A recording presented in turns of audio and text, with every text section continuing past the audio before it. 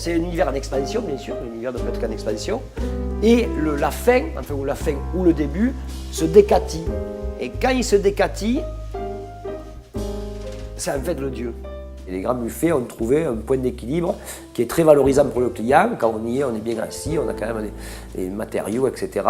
Très agréables. Le gros souci apporté au décor, les cuisines, tout ça, bon, on le voit que les grands buffets ont investi dans leur esthétique. Il y a le souci de l'accueil, le souci de l'esthétique, et ça pour moi c'était ce qui m'importait le plus. Mais en fait, ce qui est important, c'est que c'est bon aussi.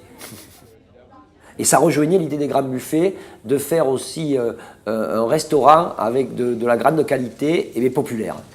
Et rester dans des créneaux de prix accessibles à une grande partie des gens. Et donc en plus, les grands buffets voulaient donner aussi autre chose à ses clients, voulaient leur donner une vraie installation, une vraie œuvre d'art, quoi. Et donc on a décidé d'occuper ce jardin et d'en faire une espèce de jardin magique. Et tout ça donne une espèce de jungle où toute une foule de personnages, créatures étranges apparaissent sur des tours d'arbres, des tours de feuilles. On pense que le néophyte en art a aussi le droit d'avoir un contact avec l'art contemporain. Comme les grands buffets, ils n'ont pas besoin d'aller dans un 3 étoiles pour aussi manger des produits de qualité.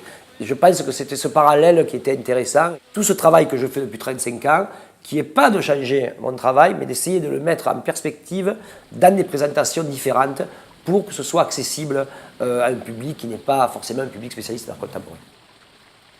Le grand buffet, ce qui est unique, c'est qu'on a la qualité à tous les niveaux, des artistes qui sont présents par leur travail fait spécifiquement pour le lieu, des cuisiniers, du vin et tout ça, mais pour tout le monde, quoi.